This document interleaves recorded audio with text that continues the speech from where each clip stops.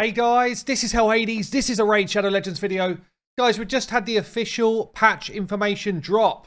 There's actually a few bits in there that I haven't covered in other videos, so I figured I'd just do a quick rundown of what's coming. Some pretty good stuff in there, actually. They've dropped in champion buffs, which they've not spoken about all the way through, kind of info along the way. So I like this. 2 months in a row, we've had champion buffs in patches. And I said last time, it's a bit weird they've only got 3 champions. If they do this every month, great. If it's just a one-off every 6 months, crap. Well, looks like we might be doing it every month. So let's go through the 5.2 highlights and take a look at the kind of different things that have dropped in. So, 5.2 come in on the 10th of February. So a couple of days' time, it should be dropping in. And they talked about here how they're adding in some of the features from the What's Next episode of Raid, which they did last time. They've also dropped in a couple of champions with increased resistance and decreased resistance. I went through new champions earlier on today, so I'm not going to cover that in this video. That video, go and check out the one at the end of this video. So Tavern Improvements. I did cover this off on the test server earlier, kind of talking about what's going on. There's some good elements in here, and there's still a bit of a way to go, but oh, it's so much better than it was. So you'll be able to filter in your champions now. You'll be able to filter by only kind of available champions for this specific thing. And just generally, it's a better quality of life. You'll be able to select XP brews and then just hit go to max, and you'll completely max someone out. So the overall Tavern Improvements are cool. And there's probably a bit of a way to go in terms of optimizing this type of thing, but it's damn well, like, so much better. And yeah, some people comment this should have been in the game at the start. Yeah, you know what, it should. However, let's not knock someone for actually fixing something. Let's be like, great, at least you've got round to doing it. Yeah, that's the view. That's my view anyway. Team setup, I already covered that off as well. So we're going to have 15 slots now available for 3 different areas of the game. They were for 3. Now it's going to be for kind of what they call general, which is campaign, dungeons, and clan boss. Then there's going to be one separate one for faction wars, separate one for Doom Tower, a separate one for Hydra, and then a separate one for PvP. So it just opens up more options, and we need it, honestly. This is a great feature. I can't wait until they add in the ability to select something different for each round of the fight. Then we can actually put our team doing the right stuff when they get to bosses, and perhaps have some of the champions that you want to hold abilities back for bosses, like turn off a turn meter ability if you're up against Paragon or Basilisk or one of those really annoying champions that they put in waves. So, oh man, that would be so much better once we can do that by wave. So this is new. Well, we knew it was coming, but we didn't know it was coming right now. Classic Arena upgrade. The Platinum tier is going to see a significant expansion. Oh man, that's big words right there. Significant expansion in update 5.2. Let's see what they mean. Where before was only 300 players, now it's 500 players. Yeah, I mean, it's still way too small. Double that, player room, double it. 1,000 at least, surely, for Platinum tier. My biggest grumble with Platinum at the moment is just these kind of silly gear sets they've put into the game, which make Arena, for me, pretty unenjoyable. I don't want to be fighting against Stone Skin, silly Arena defenses, which are pretty toxic, RNG heavy. That, for me, is not a fantastic experience. So, I don't know. How do you guys feel? People that do push for Platinum, most of you probably don't, but people that do, how do you feel about it? Are you kind of like enjoying the challenge, or do you feel like it's kind of taken a step back in terms of your enjoyment level of trying to compete?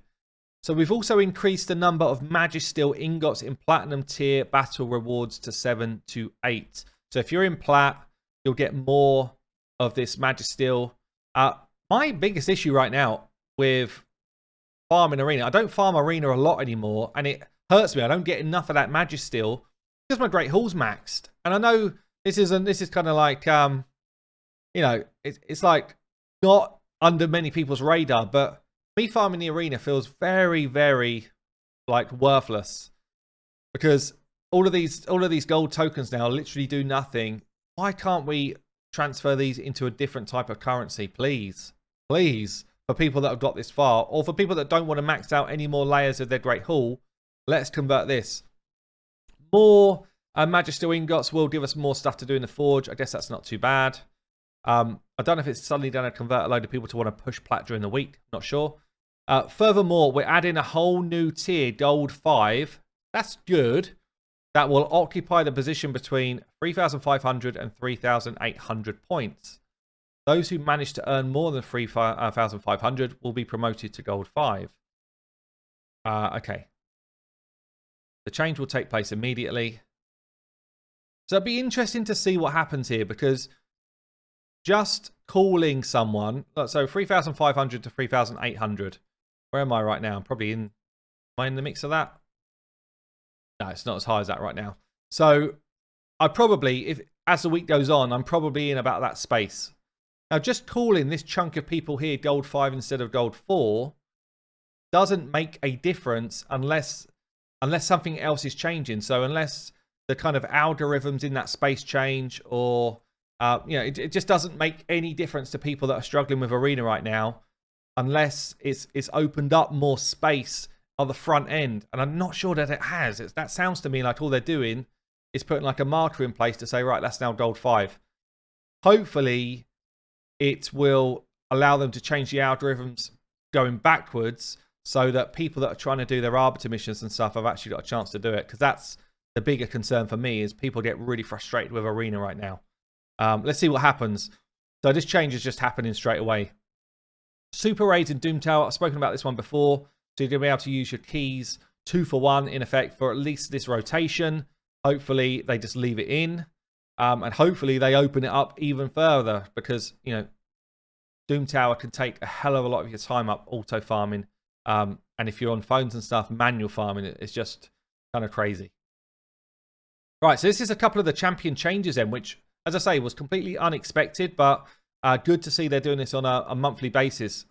The Tomb Angel. I bet they're looking at algorithms and stuff and analytics and thinking, wow, this great legendary we put as a prize for Doom Tower just sees no playtime. Literally no playtime. So they've increased, and she hits like an absolute truck, by the way. She smacks, but she still sees no playtime. So obviously there's an issue. They've increased her speed from 85 to 95. That's a big jump. And that, like 85 for a legendary is scandalous. So that is a good change. They've added an aura, ally attack in all battles. Okay, that's cool. So this is the main thing then. Have they changed their kit so that it's now feasible? So the Steel 2, the Hex Reaper, effect is changed. Now doesn't remove hexes after attacking. Let's just pull her up a second. I guess, I mean, they're desperate to get Hex as a viable thing in the game. We see the new champion today, Yamenko Jamaico. She looks freaking awesome, and her Hex is cool. It's really cool. So Thea, the Tomb Angel here,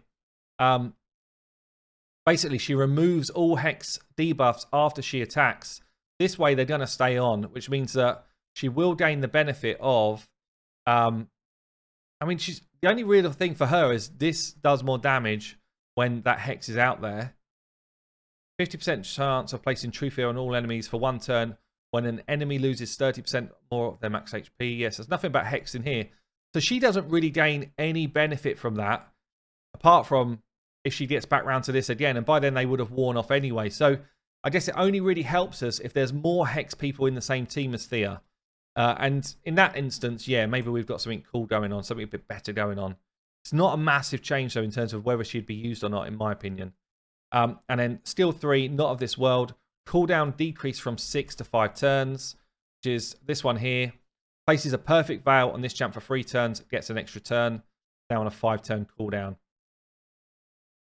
I guess, I mean, getting the extra turn does mean that you get back to other abilities sooner, but I think it's probably still not going to be enough for you to suddenly see Thea jumping out of the vaults playing. I think it's just not cool enough. There's not enough going on. She takes too much time to get going, and she has to rely on someone else to place hexes. There's not enough good hex champions right now, but we'll see. Maybe if once we get some more good hex champions, she might get some playtime because she does smack. She really does smack. We've needed a void champion that can place hexes. That's what we need. And also fill turn meter. Player, I'm telling you exactly what you need right now.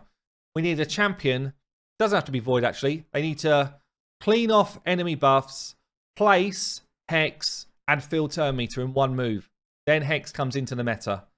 That's all you need. Done. Easy. Maybe put increase attack in the same move. Even better.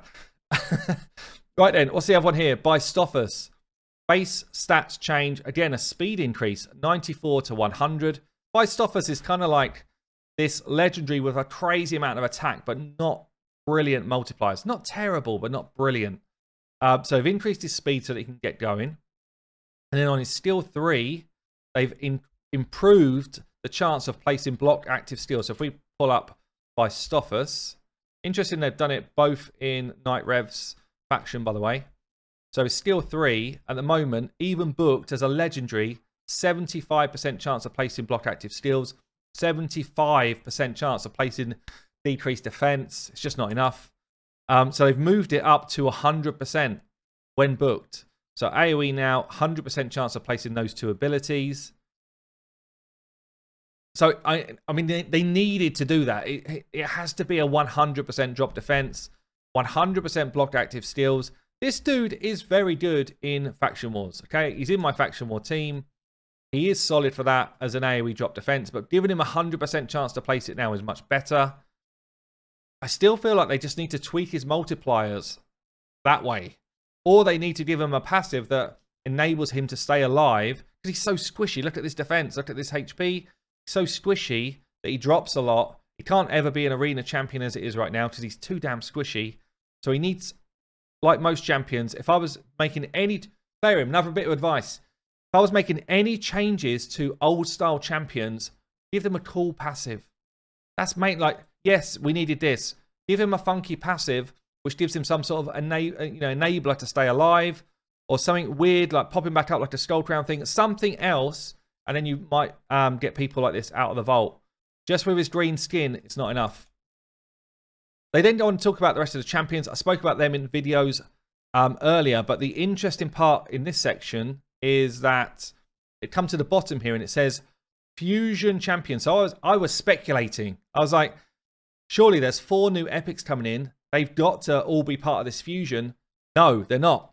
Kareto Fox Hunter is the new legendary. Vilja. I